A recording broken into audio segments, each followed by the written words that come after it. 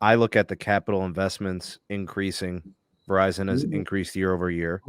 AT&T has increased year over year. Sometimes they're increasing by 10 to 20% annually, right? Mm-hmm. It's I about think $30 billion for them, right. right? Sure. Yeah, Yeah. for the industry. Sure. 35. I don't know if I want to make a necessary prediction, but I feel like it is likely to occur. I think the first company to increase pricing in the 5G era is going to be T-Mobile. Mm-mm. I think it'll be them, and I think the reason for that is I'm watching the ARPU thing. I understand, Roger, but I'm watching this ARPU thing get brought up over and over again. Do you really think that T-Mobile home internet is going to generate that much money that they won't be able to raise pricing or they won't have to? The wireless industry is a non-collusionary oligopoly with a kinked demand curve, right? That's what it is in economics. So let's take this apart. Non-collusionary is because these guys don't get together in a smoke filled back room and agree on prices. It's an oligopoly because it's a handful of players, a little bit more, right? A kink demand curve means that the price can only stay steady or go down. Because the moment you raise prices, the consumers will leave and go to the competition.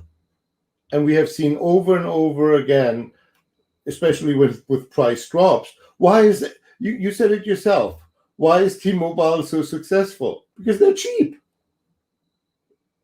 They If are the T-Mobile will affordable. raise prices, guess what? People will no longer come to T-Mobile. They will Yeah, go but they to could.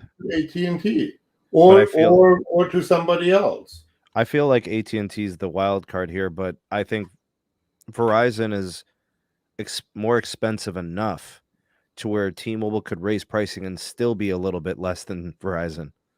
Yeah, but then you have also the cable guys. The cable guys are very aggressive on pricing They now, are. even on Yeah, they family are. plan.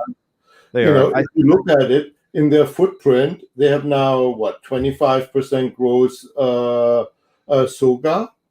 That's But they're massive. but that's still up in the air. I mean, nobody saw MVNO cable doing this well. I mean, I remember John Leisure saying, "No way, this is gonna work," and I remember like it I was like the line. You know, the problem with cable is that they move at the speed of cable. yeah. Yeah, but the problem is they hired some really good wireless guys and whipped it in shape, right?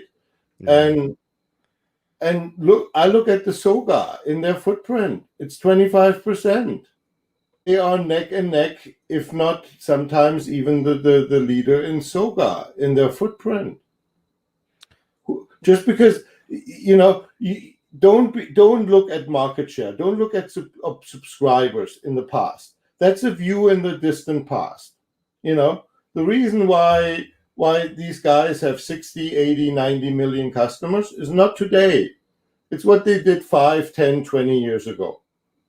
What you have to look at, the performance today is predominantly, you have to look at Soga.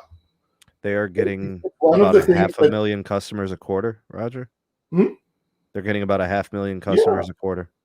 yeah. Yeah. Well, Substantial. It is big. it is substantial when you Mhm. look at when you look at Soga is the most underestimated and ignored metric in when you look at when people who are not that deep into wireless look at the thing, because in the end Soga, because net ads is the combination between gross ads and disconnects, but they're two distinct things. Sure. And especially when you're a new company, when you just start out, right? For the first year, every gross ad is a net ad. That makes you grow really fast. Sure.